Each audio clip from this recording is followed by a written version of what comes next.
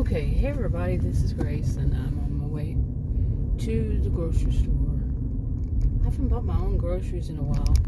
Last couple times, I guess. Well, one of them I went to Sam's for some stuff, but I had stuff delivered a couple times. Yeah, after working, doing all that stuff, it's like, you know, they say mechanics don't go home and work on their cars or, you know, stuff like that. After doing that delivery stuff for a while, I didn't feel like going to buy groceries. Yeah. Not funny. But anyway, I wanted to talk about a few things. One of them was when people having a family, something like what was it called? The Hatfields and McCoys, or something like that. They have a little fight going on between some other family, and in this one, it could be when, like, you have your extended family, you have your cousins, your one set of cousins, that, like, your family has a rivalry with the other, that, you know, your set of cousins, your you know, and their family, wherever it started, wherever it began, and it just keeps going. It just doesn't stop through generation after generation. And okay, what's going on here? You don't know. But you know, I've seen this happen. I've seen it, and it's one of those things where people need to you know. I wonder about people that they don't recognize this is what they're doing. They don't even realize it. They don't realize that they're just carrying on, you know, whatever it is that started it from their, say, their mother, their grandmother. They're fighting their war, their battle, still, and it really has nothing to do with them. It was just like, say, it started off with one family, set of the family being jealous of the other one. Like, the other one had more for whatever reason. You know, they had more money, they had better life, you know, lifestyle, and whatever it was. And they weren't mean people. They didn't have a love of money. It just is that they had more money, okay, for whatever reason. But that one side, they were jealous. They did everything to you know, to cut them down. You know, put the evil eye, some call it the evil eye, on everything. But then that other side, it became such a back and forth that the side that wasn't bad, the side that had the money, they became bad. Okay, there was a big fight, and they became bad in the sense of they felt superior to the one that didn't have the money because they started having more and more money. They felt superior. You know? How many of us have seen that? People with money think that they're somehow superior when they are like the lowest. Their mentality, their ways, all of it is just so low. You know, about as low as you can go.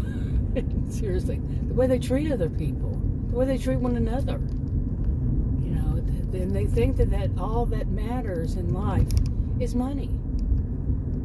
You know, they never stop and think you can't take it with you. And they're not worried about the generations to come, but they just like what it gives them now. Okay, that car was going way too fast.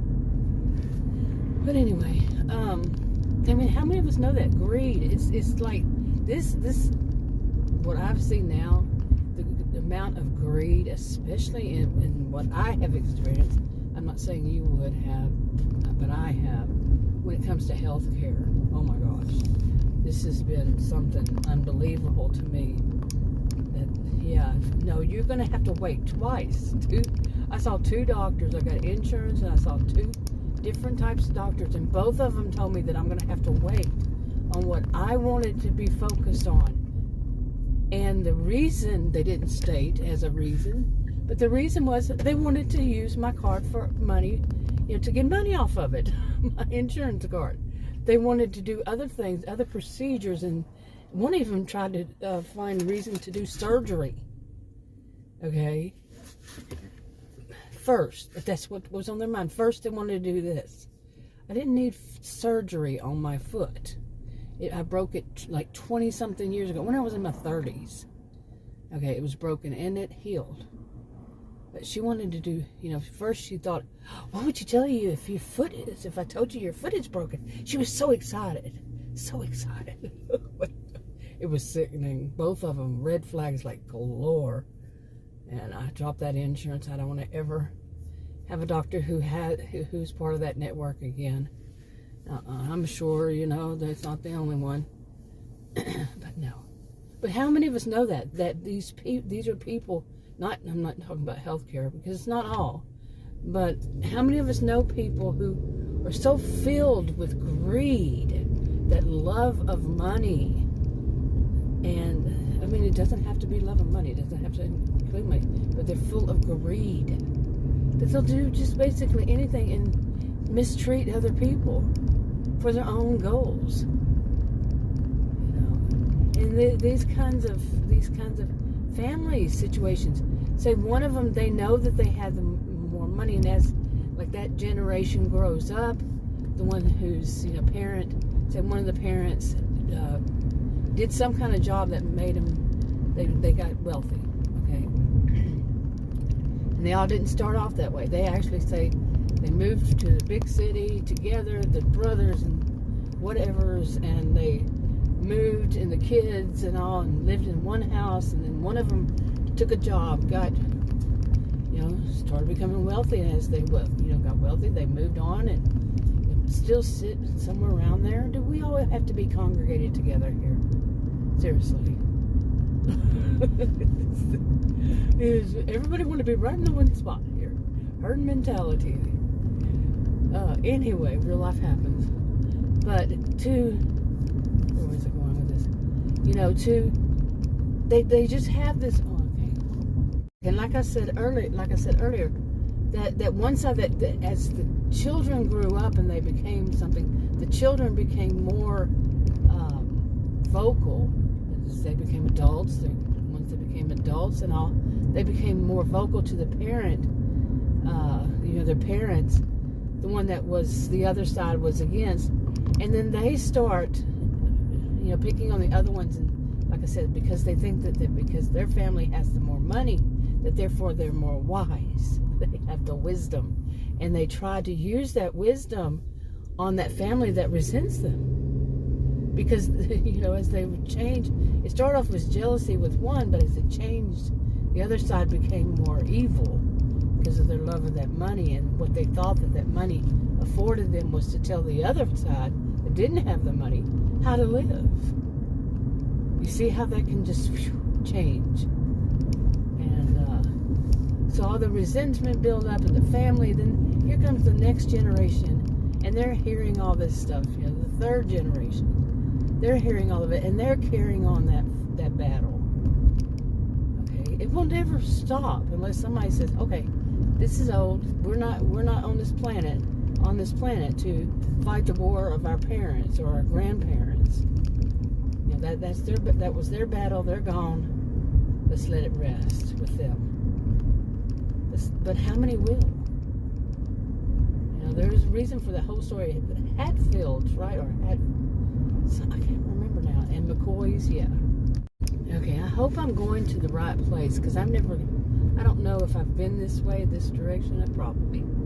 Okay, I'm lying. I have been several times. But I just don't go this. Somebody wrapped that tree right there, and they have just left it like that. Okay. I mean, I've seen it, I don't know how long now. But how many of us grew up with people doing that? Wrapping trees and houses and such. So, yeah. Okay, that was one of the things I wanted to talk about. And another one is, let me see if I got the right place. Okay, I picked up my folder, and of course, a page fell out of my composition book. A page fell out of it this way, and the composition book fell the other way, and I'm like, really? Seriously? Now, okay. But anyway, the other one was about, and this can tie into, it does tie in together, about a person has what we used to call when I was growing up, split personality. Okay, Split personality, though, was more back then. It was like a person acted one way in front of, some people, like a friend, or, I was in school back then. They would act and behave, and they would have the thought, they would say, oh, yeah, I agree with you, that person. But then they turn around to somebody else and agree with them when it opposed those two. Those two were in opposition with one another. But whomever they were with, they had the same kind of mentality. Some would call them, say that that's more like a histrionic behavior, because they're so easily, some of them, not all, but they're tend to be easily influenced. Look how big this ditch is. Did you see that?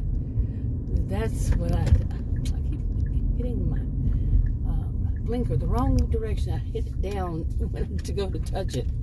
Automatically hits going the other direction.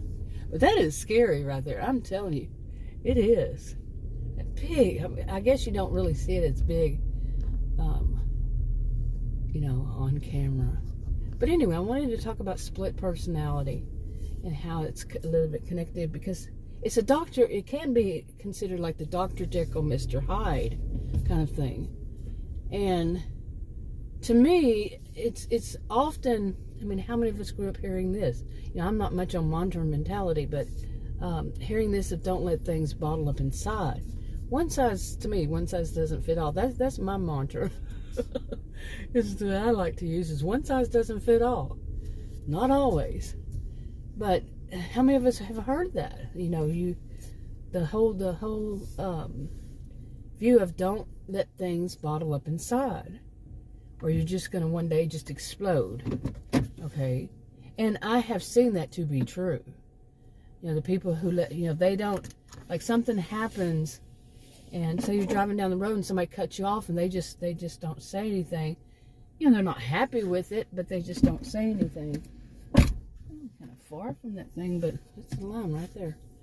They don't say a word, but they're letting it bottle up inside instead of just saying, you're sitting by yourself maybe, or you have somebody driving with you, and say something. They don't say anything. Like they're letting it continue in them until one day they just kind of go ballistic, or one day they that's the same thing. They take it out on that other person somehow, some way. What is that called? I remember there was something studied in it when it was passive aggressiveness, but that's a little bit different. But it was a story within that of how some people act. But anyway, they take it out on somebody else. Whatever it is, that the situation just keeps happening and happening and happening, and eventually, they bottle it up inside and they go explode. Like this situation, with the families. You got your lights on. Do you realize that?